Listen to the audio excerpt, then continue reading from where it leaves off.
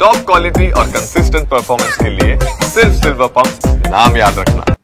Champions ಟ್ರೋಫಿಗೆ 3ನೇ ಬಾರಿ ಮುತ್ತಿಕ್ಕಿದ ಭಾರತ ಕಿವೀಸ್ಗೆ ಕಿವಿ ಹಿಂಡಿದೆ. Final ಪಂದ್ಯದಲ್ಲಿ ರೋಹಿತ್ ಶರ್ಮಾ ಸಿಡಿಲಬ್ಬರದ ಬ್ಯಾಟಿಂಗ್ ಮಾಡಿದ್ರು. ಮರುಭೂಮಿ ನಾಡಲ್ಲಿ ಟೀಂ ಇಂಡಿಯಾದ ಆಟಗಾರರ ಪರಾಕ್ರಮ ಹೇಗಿತ್ತು ನೋಡೋಣ ಈ ರಿಪೋರ್ಟ್ನಲ್ಲಿ. 12 ವರ್ಷ ಬರೋಬ್ಬರಿ 12 ವರ್ಷಗಳ ಬಳಿಕ ಟೀಂ ಇಂಡಿಯಾ ಚಾಂಪಿಯನ್ಸ್ ಟ್ರೋಫಿಗೆ ಮುತ್ತಿಕ್ಕಿದೆ. ನ್ಯೂಜಿಲೆಂಡ್ ವಿರುದ್ಧ ತನ್ನ 24 ವರ್ಷದ ಸೇಡು ತೀರಿಸಿಕೊಂಡಿದೆ. ಅಜೇಯವಾಗಿ ಫೈನಲ್ಗೆ ಕಾಲಿಟ್ಟ ಭಾರತದ ಹುಲಿಗಳು ದುಬೈ ಅಂಗಳದಲ್ಲಿ ಭಾರತದ ತ್ರಿವರ್ಣ ಧ್ವಜವನ್ನ ಮುಗಿಲೆತ್ತರಕ್ಕೆ ಹಾರಿಸಿದ್ದಾರೆ. ಚಾಂಪಿಯನ್ಸ್ ಟ್ರೋಫಿ ಪಟ್ಟಕ್ಕೆ ಮುತ್ತಿಟ್ಟ ಟೀಂ ಇಂಡಿಯಾ ದುಬೈ ಅಂಗಳದಲ್ಲಿ ನಿನ್ನೆ ಚಾಂಪಿಯನ್ಸ್ ಟ್ರೋಫಿಯ ಮಹಾಯುದ್ಧವೇ ನಡೆಯಿತು. ಪಂದ್ಯದಲ್ಲಿ ಟಾಸ್ ಗೆದ್ದ ನ್ಯೂಜಿಲೆಂಡ್ ಮೊದಲು ಬ್ಯಾಟಿಂಗ್ ಆಯ್ಕೆ ಮಾಡಿಕೊಳ್ತು. ಆದರೆ ಕಿವೀಸ್ಗೆ ನಿರೀಕ್ಷಿಸಿದ ಮಟ್ಟಿಗೆ ಆರಂಭ ಸಿಗಲಿಲ್ಲ.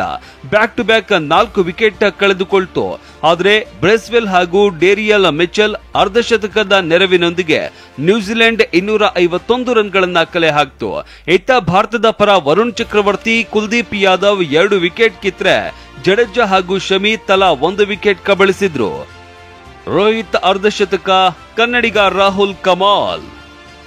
252 ರನ್ಗಳ ಗುರಿ ಬೆನ್ನತ್ತಿದ್ದ ಟೀಂ ಇಂಡಿಯಾ ಪಡೆ ಉತ್ತಮ ಆರಂಭ ಪಡೆದುಕೊಳ್ತು.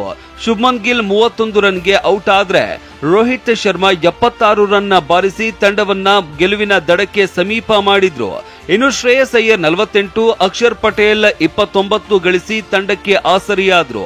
ಕೊನೆಯಲ್ಲಿ ಕೆಎಲ್ ರಾಹುಲ್ 33 ರನ್ ಪೇರಿಸಿ ಭಾರತ 3ನೇ ಚಾಂಪಿಯನ್ಸ್ ಟ್ರೋಫಿ ಎತ್ತಿ ಹಿಡಿಯುವಂತೆ ಮಾಡಿದ್ರು.